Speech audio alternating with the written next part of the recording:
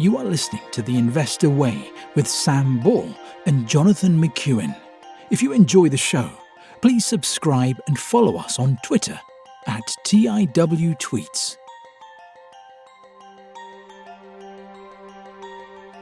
Hello, welcome to The Investor Way with myself, Jonathan McEwen, and my co-host Sam Ball. This week on The Investor Way, we have Halfords, Ashtead, Ted Baker, Auto Trader, British American Tobacco, and our US listed company of the week is Chewy. Sam, what should we kick off with? Should we start with Halfords? Okay, so Halfords, which is the UK's largest retailer of motoring and cycling products, had their full year results out this week. And here are some of the highlights. So full year revenue rose 13.1% to £1.1 billion, with double-digit growth in their auto centres. EBITDA was up 46.7% to 139.8 million. And retail revenue came in at 1 billion, which was an increase of 9.4%, ignoring the effect of closed stores, or 14.6% on a like-for-like basis.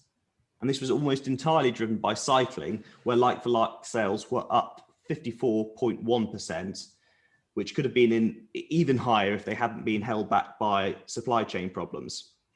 Motoring sales fell 12.1%, with people driving less over the past year and working from home more. And there's a small improvement in gross margins from 48.2% to 48.3%. And that was attributed to an increase in the profitability from the cycling department. Underlying operating profit rose from 54.1 million to 91.4 million. And online sales were up over 100% for the year, and the group closed 42 of their physical stores. In the auto centre division, which is essentially sort of garage and garage maintenance, acquisition helped revenues rise 31.6% to £252.5 million, and the group bought 20 sites. And despite there being less traffic on the road, with people working from home more during the pandemic, the group has grown their market share. The acquisitions did mean that gross margins fell 4.4%, but still stood at 61.1%, reflecting lower gross margins in some of the acquired businesses. Underlying profit in the auto centres more than doubled to £9.8 million, and overall underlying free cash flow stood at £145.3 million, compared with £54.6 million a year earlier. And the group had underlying net cash of £58.1 million, compared with £73.2 million of net debt a year earlier. And because of the ongoing uncertainty, Halfords said that they'd operate with a more prudent debt levels in the near term. And they've also said that they expect pre-tax profit of over £75 million in the new financial year, including the effects of the new accounting changes. And shares on these results were down 3%. Sam, thoughts on Halfords and these results? The results I thought were very good. What's the valuation like? So the valuation, Halfords have a market cap of £800 million, and their price to earnings is 15.5. 10-year average price to earnings is 11.7, and the prospective dividend yield is just under 2.5%. Yeah, so I mean, to be honest, they are very, very good results. If those results can continue, a PE of 15.5 is justified. The only thing is, I don't think the results can continue. So if you look at their financials over the past 5 years, they've had the bumper year this year, but then you look at the last 4 before that, and revenue was basically flat. And I think earnings per share actually fell in that period. So I've not really seen anything from management to suggest that this is going to carry on. I think it's a one-off as a result of the pandemic. So it seems like an all right enough business, but I wouldn't want to pay so much above the 10-year average when there's nothing to suggest the performance is going to carry on. What about you? I mean, one of the things that they're doing is these auto centres, and they're expanding a bit more aggressively into that. Do you see a future for them, continuing to grow market share and that being an integral part of the business going forward? So it's up 31.6% to 252 million. So it's about a quarter of revenue and growing at 30% a year.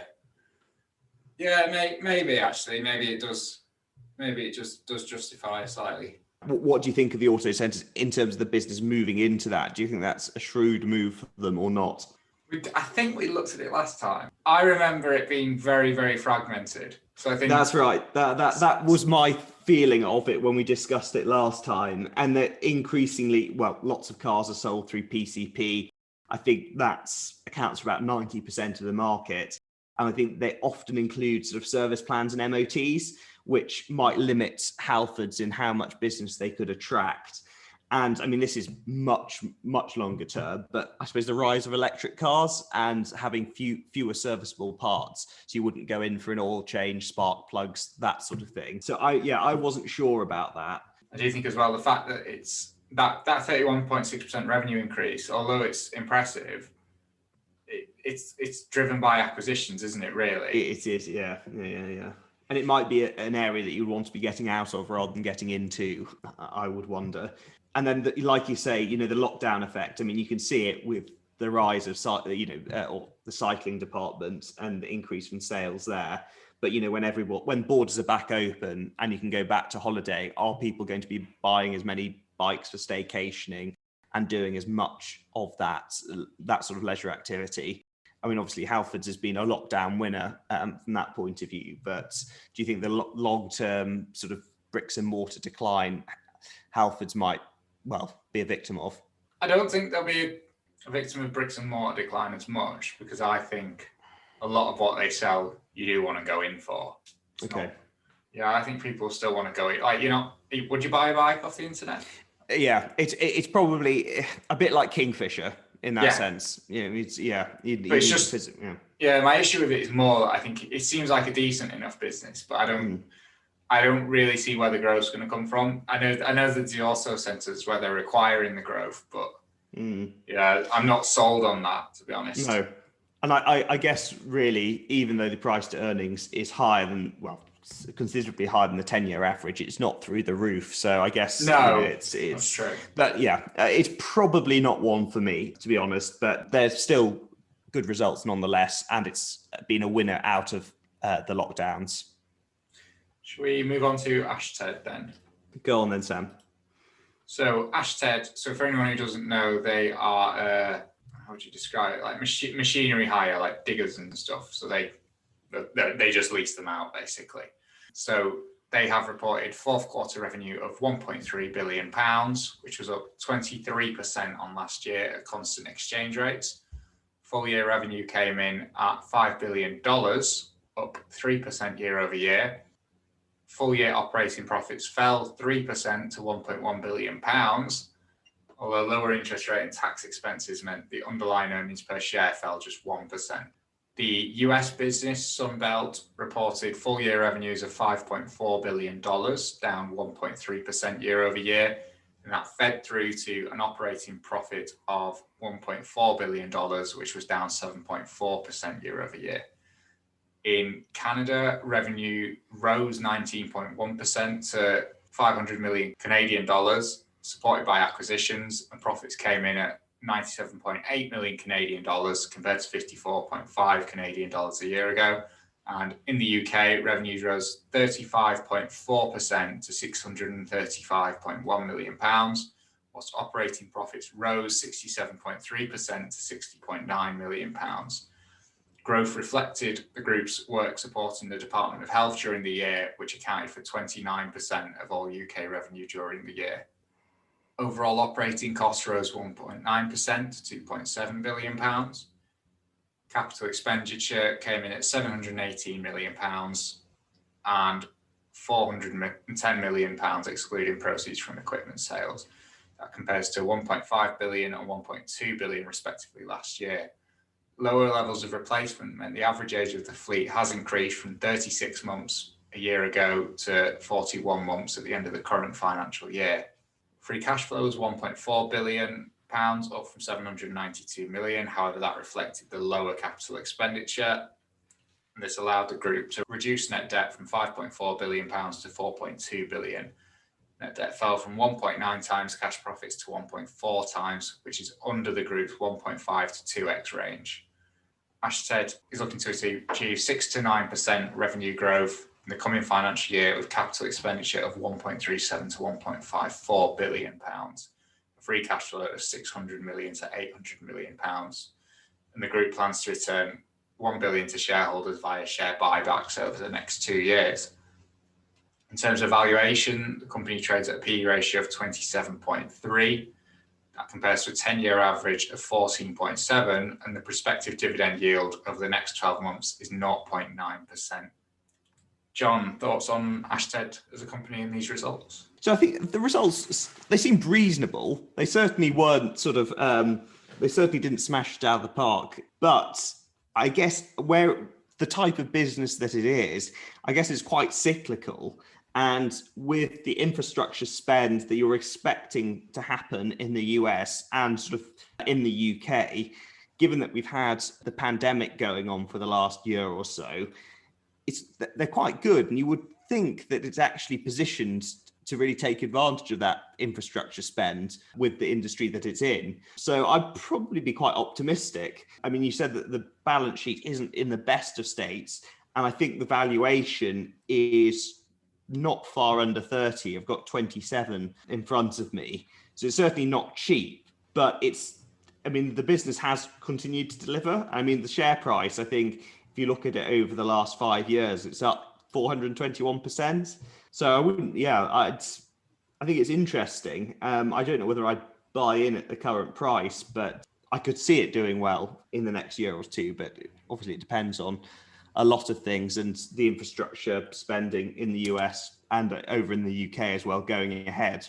What do you think, Sam? I'd be inclined to agree. I mean, I thought the results, I thought they were very impressive results, actually. I thought for an equipment hire company, a market cap of 22.4 billion to increase revenue by 23%. I mean, it's not going to carry on going up 23% year over year, but I agree with what you said about it being cyclical. And I agree with the comments on the debt. I think the debt is manageable, but really it's higher than I'd probably like it to be if I was a shareholder. Sure. And I think if you look at the performance of the business, it is a very good company. It's very good at what it does. It's very well run. And I think that is reflected in the price, and it is very expensive. The main reason why I wouldn't invest in the business is more just because of the nature of it. I think we've seen it with the capital expenditure that they're planning for next year and the age of the fleet. It is very, very capital intensive. Yeah. And that's, for me, I mean, I'm not saying I wouldn't invest in a capital intensive business, because it can still be very good businesses, but it makes it a lot harder for me because I'd rather have a capital light business. I suppose the good thing about it, it's a capital intensive business, is that so far they've been able to carry on growing the business. So as long as the capital keeps going back into the business, it can keep growing. But yeah, for me, it just doesn't really tick the boxes of what I look for. Yeah. Well, a very impressive company, I do have to say. Yeah. Will it be going on the watch list or? Probably not, especially not, if we look at it again on the show in like 6 to 12 months and that PE ratio has come down, maybe. I wouldn't rule it out because it is a good company, but at the current valuations and the type of business that it is, it's a little bit too much. Yeah. Fine. Yeah. I'd probably feel the same. So should we move on to another company that's probably not going on the watch list? Ooh, yeah. It is. So we had arguably a lockdown winner with Halfords. We've got another retailer, Ted Baker. So it's sort of upmarket fashion for anyone who's not familiar. Very much, well, it started in Glasgow, but British fashion, quirky British fashion. And they had their full year results out, which weren't pretty reading. Full year revenue was down 44.2% to £352 million, excluding the effect of exchange rates. Performance was hit by lockdown closures and reduced demand during the reopening, and that translated into a pre-tax loss of £59.2 million compared with a £4.8 million profit a year earlier, including a £45.3 million charge for the reduced value of the assets, restructuring and other costs. There was a loss of £107.7 million. In the first quarter of the new financial year, revenue began to improve, but it was still down 17.3%. And if we break those results down a bit further, we've got the retail division, which saw revenue decline 42.1% to £254.3 million. In the UK and Europe, which accounts for 71.5% of retail revenue, revenue was down 38.9%. It was worse in North America, which saw retail revenue down 45.6%, £69.9 million, and the rest of the world was down 79.8%. Ultimately, the declines are reflective of the reduced demand for formal and occasion wear, which is primarily what Ted Baker caters to. Online sales were up 22.1%, and they now make up 57% of total retail sales, compared with 27% back in 2020. Along with that, the group closed 4 of their retail stores. In their wholesale business, revenues were down 48.6% to £85.3 million, and licensing was down 34.5% to £12.4 million. Operating margins are now minus 28.1% compared with minus 9.5% last year. Capital expenditure came in at £7 million, roughly a quarter of what it was last year, with the group saying that investment on physical locations has been limited to only essential works. Including the £77.8 million sale proceeds from the group's head office, the group produced free cash flow of £134.7 million, and they had £105 million equity raise. They'd extended and renegotiated their borrowing facilities, meaning overall they had a net cash position of £66.7 million at the end of January 21. They provided an outline of trading in the first quarter of the new year, and they noted also that online sales growth had actually slowed, rising 4.5%, and they'd had a mild improvement in gross margins because they'd had to discount less. And wholesale and license departments were down 22.4%. Currently, the market cap is about £280 million, with a price to sales ratio of 0.6. 10-year average price to sales ratio is 1.3, and unsurprisingly, they're not paying a dividend. Sam, these results, what do you think? There are a few things I'd like to comment on. Oh, First thing is the first thing is evaluation.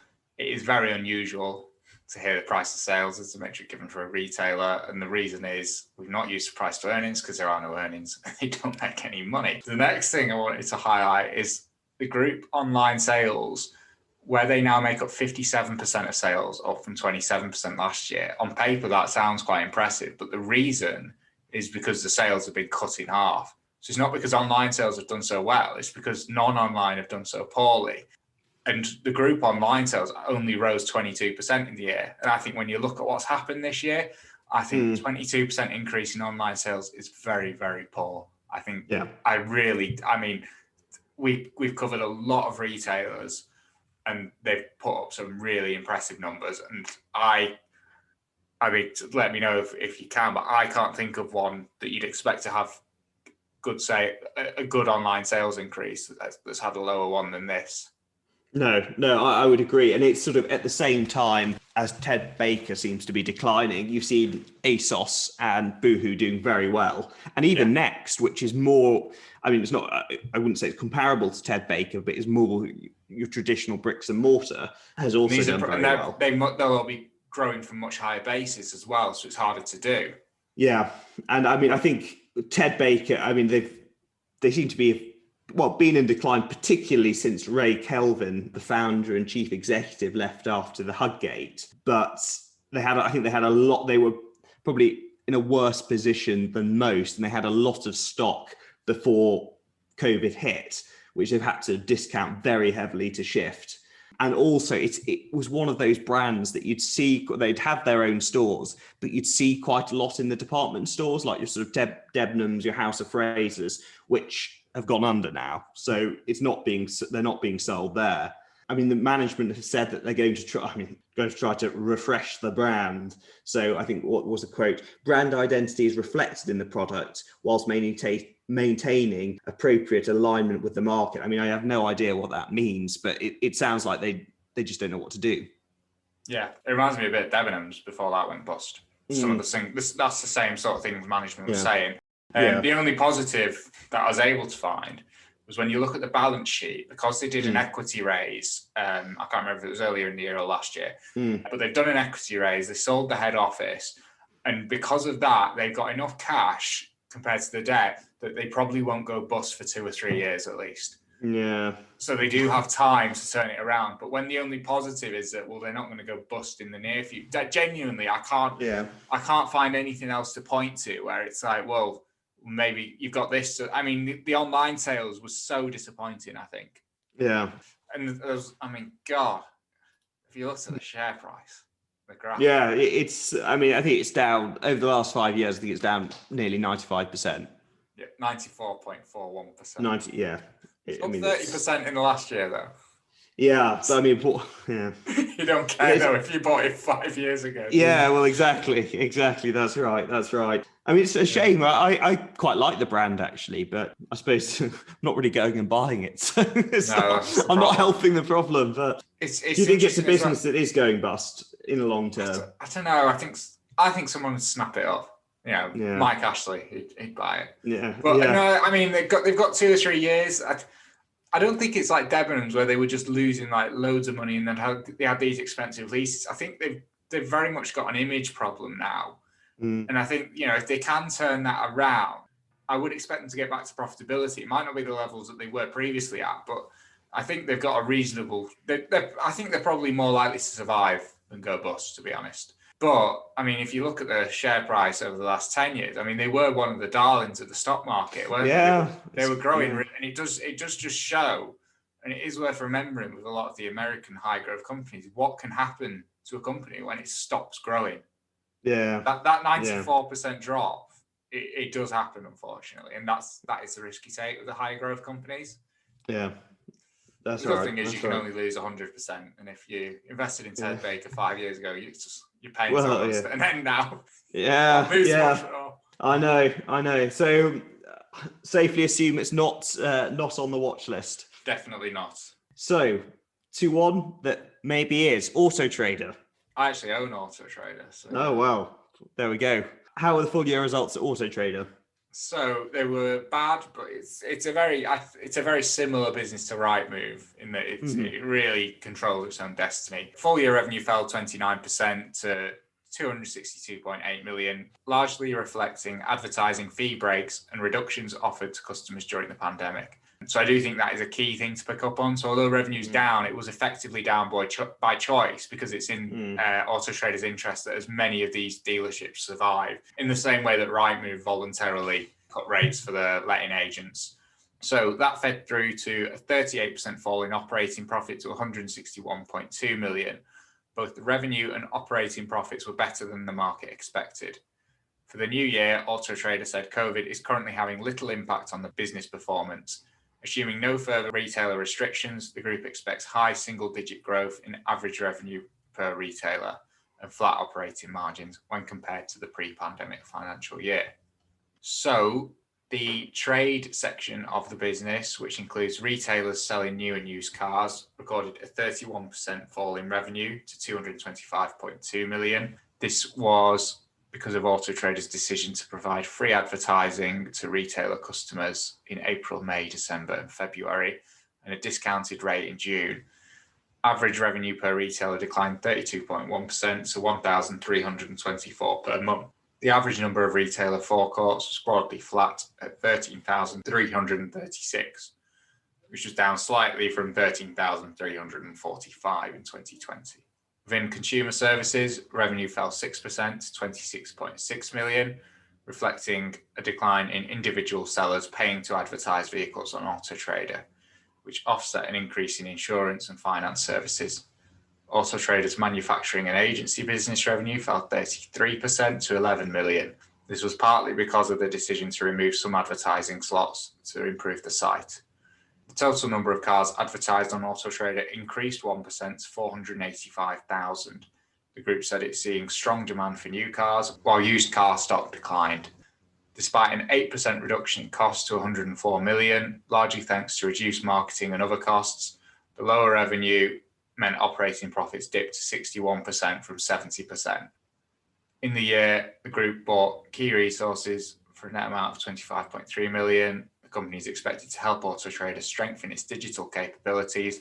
AutoConvert was also bought for 18.2 million, which is a finance, insurance and compliance software platform. Lower profits meant free cash flow fell to 123.4 million, down from 194.4 million last year. In April 2020, Auto Trader issued 46 million new shares, raising net proceeds of 182.9 million. The group moved from a net debt position of 282.4 million at the end of March last year to having net cash of 10.3 million. In terms of the valuation, the company has a prospective dividend yield over the next 12 months of 1.4% and an average price to earnings ratio since listing of 24.2. However, because of the depressed earnings, it now trades at a PE ratio of 38. However, if you were to look at it as a normalized PE ratio, it's more like 28. So it's slightly above historical levels. But if you look at the last 5 years of finances, this is a business that historically it grows like clockwork in the high single digits, and that flows through very nicely to operating profit. So the normalized operating profit margin is about 70%. So my view is it's not cheap, but it is a quality business. And you've got to pay up for them, unfortunately. The only real criticism I have is that it's not quite as good a business as Rightmove is. What are your thoughts, John, as a Rightmove shareholder? As a Rightmove, well, I do really like Auto Trader as well. I think the numbers, like you say, it sort of was by choice, which is why operating profit and the full year revenue fell with the fee breaks. Very high quality business. They don't need to invest much capital, unlike Ashtead that we mentioned earlier. Huge operating margins, and there seems to be a lot of cash sloshing about at the moment, and people are going out and buying cars. So going forward, you'd think when we have the next update, we might see that as well. And have the fee breaks largely come to an end? Yes, they have now. Yeah. So like you say, I think we'd expect that price to earnings to come right down. And I think it's whether it's quite as good as Rightmove, I suppose that's something else. Do you think it, as a sort of a discussion point, do you think it would be as cyclical as Rightmove? Well, I guess that's one of the things, certainly with the dealerships. Depends, doesn't it? Because it's gonna rise and fall, really, as the number of dealerships rises and falls. So I guess maybe slightly cyclical, but I guess for the dealerships, it's just a cost of doing business. So they could not be selling as many cars, but still have to pay the fee. You then get into a question of, well, would they have to drop the prices so that the dealerships survive like they have now?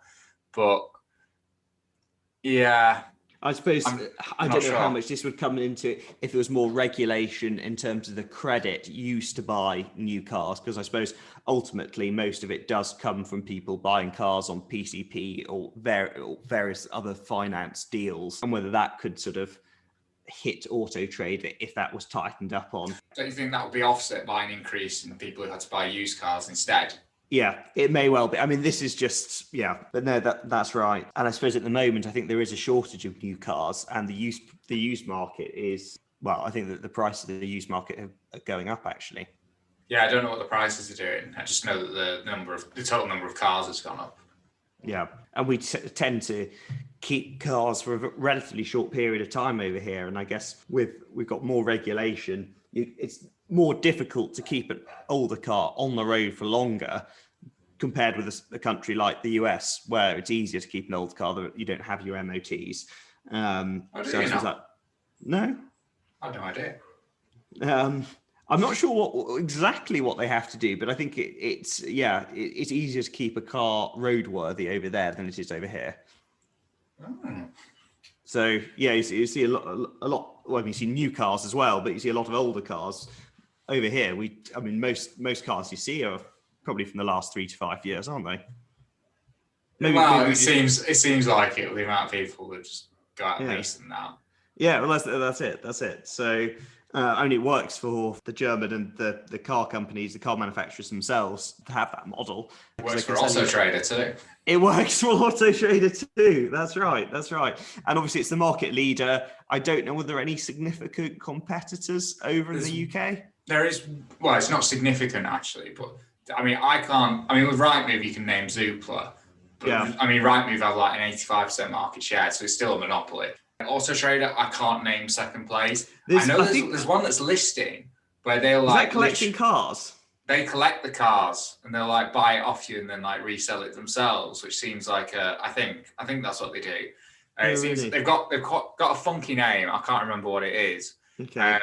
But then if you look at the number of cars they have listed on the site compared to and they'll deliver the car. That's it as well. So the idea is you can buy it online without having actually like driven it.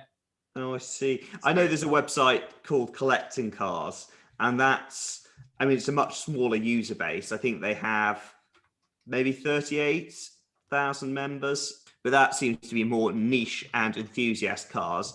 And it's almost like an eBay, but it's sort of premium. I don't know apart from just having a nice collection and quite a nice sort of graphical user interface on the website, what the USP is compared with Auto Trader. But yeah, I don't think it's any sort of significant competitor to it. But no, I mean, I think Auto Trader overall is a quality and impressive business. And yeah, I own Rightmove, but you could own both, and probably I'm sure be quite happy. Yeah, I own both. My only real criticism is that Rightmove is just slightly more impressive on the margins. Yeah, so that one I was talking about is called Kazoo. And, okay. So what it does is it'll sell you the car and like you just buy it there and then, I think. I see. It's for consumers who want to embrace the convenience of buying high quality used cars entirely online. I see. So they've actually, but then it says, so this article is from February 21.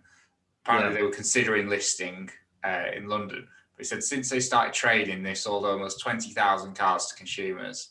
Now, if you compare that to Auto Trader, which has 485,000 cars listed, I mean, it's got a long way to go to catch it up. And to be honest, I don't know how I feel about that as a business model. It seems fair enough. I prefer Auto Trader's model where you actually can go and like drive the car and send a mechanic out. And yeah, that's right. And if you buy it through a dealership, for example, they can probably move it to a dealership that's closer to you if you were serious about sort of seeing it. But dealerships everywhere. It's not that much of a hassle. And I think with something as expensive as a car, maybe I'm old fashioned and maybe these Gen Z kids will like just think it's crazy. But I don't know. I'd always want to drive a car before because I had one when I bought my car. I looked at another one and I was going to get it. And I told the woman that was selling it, oh, you can stop. You can, there's someone else coming later in the week. And I said, oh, you can tell them not to come. I'm going to take it. I said, I'll send the mechanic round first. Yeah. And then the mechanic said, well, it works fine now, but like, it's like the clutch or something was like a bit funny, a bit difficult. Yeah. And he said, it works fine now, but with those cars, like it's really common for like the gearbox to go. And if that goes, it's quite expensive. Yeah. So then I didn't get it because of his comments about like how it drove and stuff. Yeah. But, Kazoo possibly would have sold it to me as a working car. And I suppose I wonder whether they do a warranty, and I guess it's getting from their business, it's getting quite messy if they are doing lots of warranties for used cars and inevitably things that do go wrong. Yeah, which Auto Trader don't have that issue because they're sort of the platform. It says here the CEO Alex Chesterman is a serial entrepreneur who previously made a success of Zoopla and Love Film. So he sold Love Film to Amazon.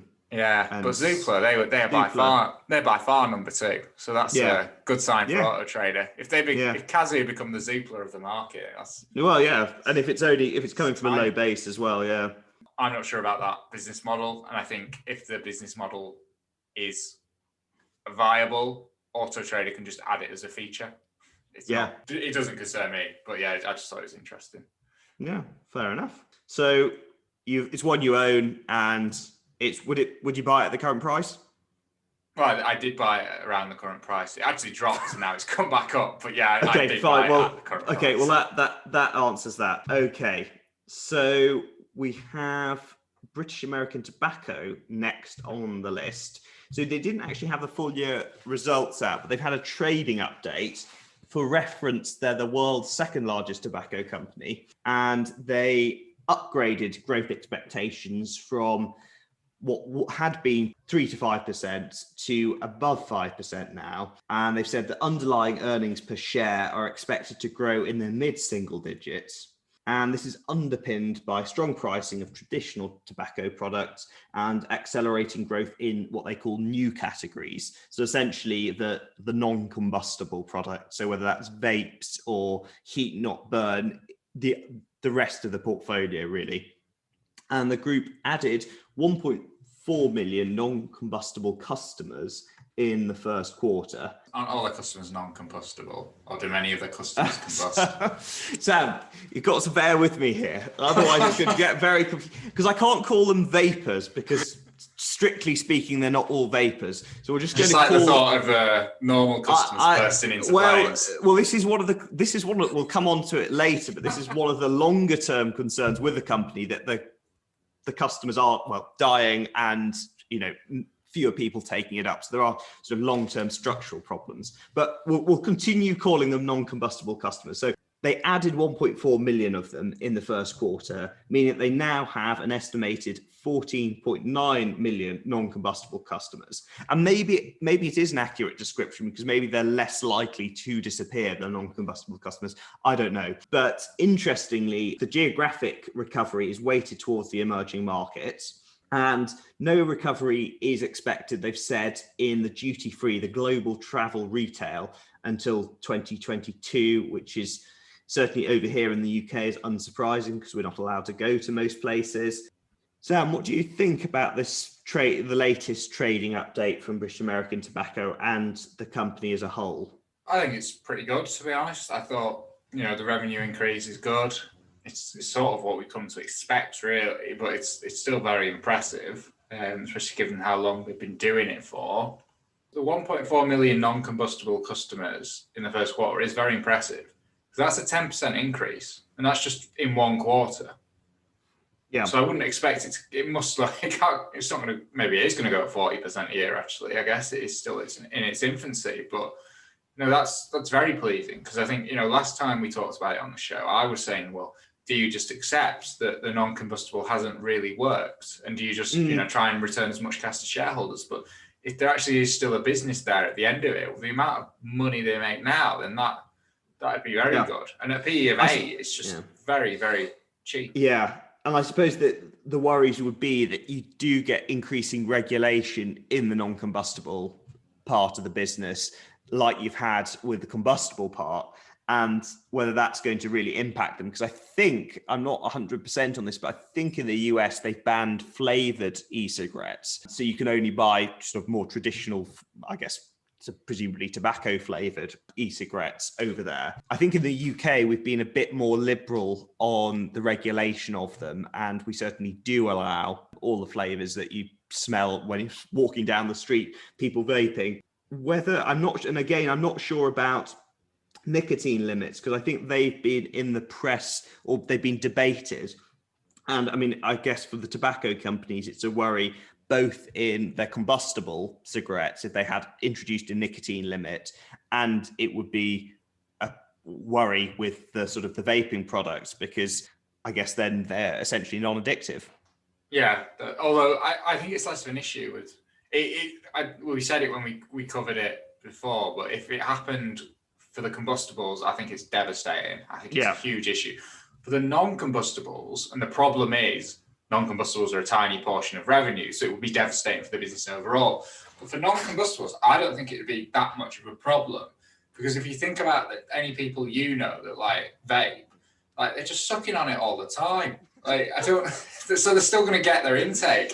Whereas it's not the same. You get a lot less people chain smoking than who are like constantly vaping. So I actually think the current vapors would continue to vape even if there was less nicotine, because I think it genuinely is like more of a habit, and like they're just breathing in nice air. Really, it's not really this. I just don't think it's as much of a problem, because it is so much more pleasant anyway. I suppose on that point, it is a worry for any of the tobacco companies, if particularly in the US for British American Tobacco, with their exposure, having bought Reynolds, if there did happen to be a limit on the nicotine in the cigarettes. I mean, like you said, it would be devastating. I guess other issues is when they bought Reynolds, they did acquire the Newport brand, which is sometimes referred to as the prison cigarette. And that's, I think, a lot of the Newport cigarettes, my understanding is that they're menthols.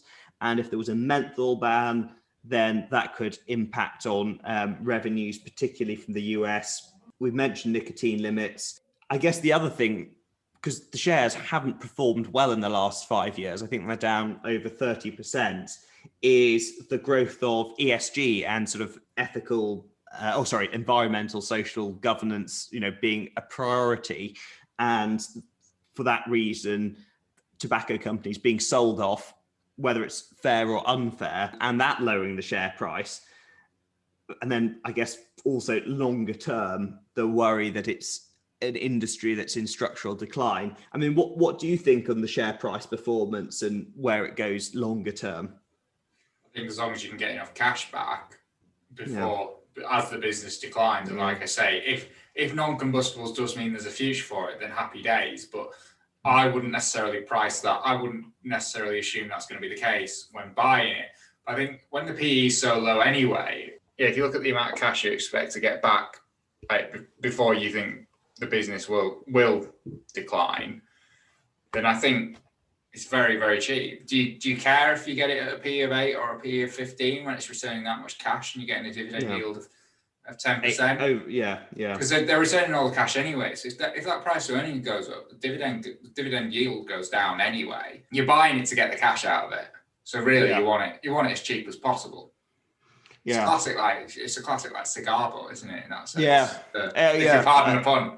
Yeah, no. And I suppose there's the Ben Graham quote. You do wonder, in the short term, the market's a voting machine, but in the long term, it's a weighing machine. And if we do go through some more difficult times, if the revenue stream from these companies is so robust, does that then, is there a reweighing, I suppose, or a reevaluation of the share price?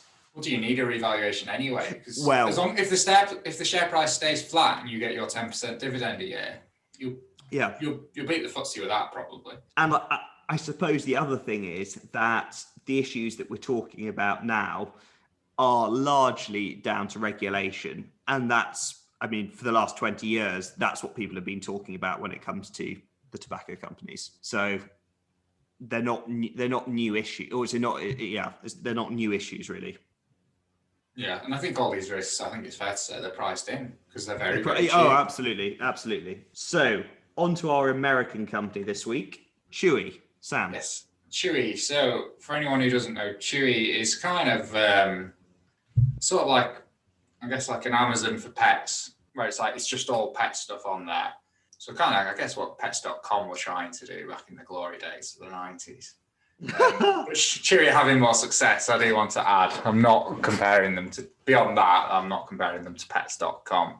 So they've come out with their Q1 results, and the highlights include net sales of $2.14 billion, and all these figures will be in dollars, which was up 31.7% year over year, gross margin of 27.6%, net income of $38.7 million, which included share-based compensation of $24.8 million, net margin of 1.8%, which improved 480 basis points year over year. Their active customers is up 31.6% year over year to 19.8 million. The net sales per active customer is up 8.7% year over year to $388. Net cash provided by operating activities is up from 20.7 million to 98.3 million. Free cash flow is up from negative 21.8 million to 59.4 million. Auto ship customer sales are up 34.4% to 1.48 billion, and an auto ship customer is one for whom an order is shipped through their auto ship subscription program in the period. So it's basically subscribing to like repeat orders. And the auto ship customer sales as a percentage of net sales is up from 67.9% to 69.3%. They highlighted that over the past 2 years, they've increased their active customer base by 8.4 million or 75%. And they highlighted that customers typically spend more the longer they are a customer. So he said, historically, customers will spend $400 in their second year compared to $700 in their fifth year and almost $900 in their ninth year. They announced they are getting into the fresh pet food business, and they'll soon launch initial distribution covering 60% of the customer base. They talked about Chewy Health, which covers their medicine, vet diet, pharmacy, prescriptions, telehealth. So they recently launched their innovative Connect with a Vet pharmacy and Petscriptions, which is a proprietary prescription management system for veterinarians. Connect with a Vet is now available via text or video chat 7 days a week until 11 p.m. East Coast time, 365 days a year, and provides coverage on nights, weekends, and holidays when care is often difficult to find. Close to 7,000 clinics and veterinarians are now utilising their Petscriptions program to simplify and automate prescription management tasks with an intuitive, easy-to-use digital solution. In terms of the valuation, the market cap is 32.61 billion. The business trades at a price to sales ratio of 4.25. However, that price sales is on the surface might seem quite low for a business growing 30% a year. However, the gross profit margin is only 26.5%. And obviously, as we saw, the net margin is even lower. My thoughts are it's an interesting business. It looks like a business that's very, very good for consumers, but I struggle with valuing it, really, just because I think it is, although they're doing very well, it is low margin at the end of the day. And yeah, I just find it difficult for that reason. I just think it's too difficult, to be honest. Yeah, well, the same. I mean, certainly the numbers were quite impressive, but in an age of Amazon, is it not going to be dwarfed? I mean, the sort of products they're selling, they don't have physical stores, do they? No. So what is the difference? I mean, can they compete with price on, compared with Amazon, for example? I don't think it's Amazon price. I think it's the fact that what's the USP is, I suppose. I guess it's if you want to go onto Amazon for your pet stuff, you sort of need to know what you're looking for. Whereas I guess they've made this like all-encompassing website for anything you could ever need for your pet. So I guess that's the USP, that they're just focused on it. But I do agree. I think if you want something, I know they're trying to sort of play it, sell it as this like subscription business where everyone's just subscribing to dog food, but it's so easy to change a subscription. And it's low margin. It's, you've got to deliver the stuff. It's kind of like, what is it, like grocery delivery? Yeah. And we've seen with Tesco's and the other companies, revenues have gone up a lot, but actually they weren't making more, the bottom line was improving. So how much money is this thing going to make in the end? Because it's got to make a lot of money to justify a current valuation of 32 billion. And that assumes that valuation doesn't even go up, which for me, I just don't quite get it. I mean, someone else might be able to look at it and say, I can't really estimate how profitable it's going to be. I just find that too difficult. Especially with the margins being so low. I think it's going to be a very, very tough business, but I would agree with you there. And I'm not convinced by the sort of the tele triage for the veterinary services, because I think, a lot of it, you probably have a vet and you probably want to take them, your pet to physically see the vet, rather than, I would have thought, relying on a sort of an electronic service for that.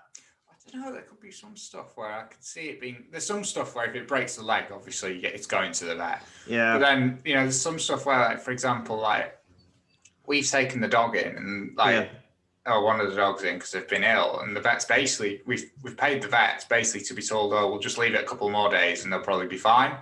And then, I guess if we do, that's the sort of thing where if you did it with like a virtual vet, at least it's going to cost you less for them to do a bit less, and then there was, there's, for example, like there's, I guess it's maybe, but there's someone I work with, their dog cut its pad, like one of the paws.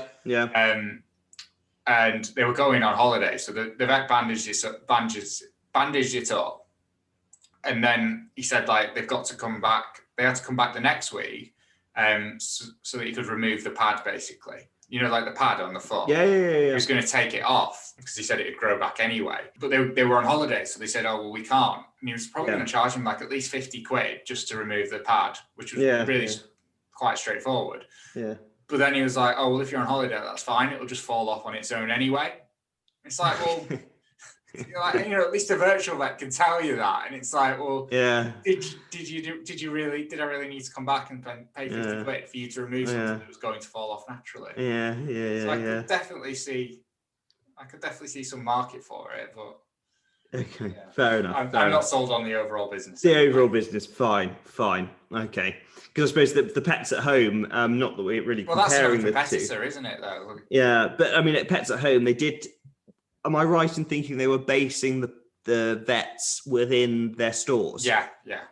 So you could go physically shopping, but you could also drop your vet in and drop your pet in and have its claws trimmed, or you could have a sort of consultation or whatever, which made quite a lot of sense, I think. Yeah, I don't think they've cracked online grooming yet. So no, but that's right. But that's it. Okay, fine. Well. Out of those companies then, Sam, the ones we've covered this week, what do you think you would go for? I'd go with Auto Trader. It's probably the highest quality business of the lot, and the price is pretty reasonable, I think. What about you? No, to be boring, but yes, I would go for the same. Yeah. What would you go for, ethics aside, out of Halfords, Ashtead and British American? Well, I mean, certainly, I suppose in terms of the ethics aside and valuation, you couldn't really look beyond, price to earnings of, what was it? Eight. And a sort of, I suppose, a dividend yield of over 8%, which is well covered. I mean, ethics aside, that's very difficult to go past. I suppose there are lots of regulatory concerns, and how long can that go on for? I appreciate you'd say how long does it need to go on for to make it worthwhile. In terms of the rest, it's a bit pricey, but Ashtead maybe. And you feel that where we are in the cycle, not that it's obviously possible to predict, but that might do very well in the next year. Yeah, I'd probably pick Halfords over Ashtead. I just think it's a bit too expensive for me. I mean, it's not that you're buying it anyway, but in this hypothetical, I guess I'd rather pay the 15 for Halfords. But I think it's in the hypothetical, it's always easier to choose a more pricey business, isn't it? You're always a bit braver in the hypothetical, and I was confident to see that. And if you have a virtual or fantasy portfolio, it's very easy to make those calls. Whereas if it's your own money, it's you just go all in on Bitcoin, don't you? Yeah, well, that's right. You knew it was going to happen. You knew where the price was going. But no, I think that's probably what I'd say this week. On that note, thank you again for listening, and we'll see you again next time. See you next week. Thank you for listening to The Investor Way. To get in touch, please follow us on Twitter at TIWTweets. This podcast is for entertainment purposes only and does not constitute financial advice.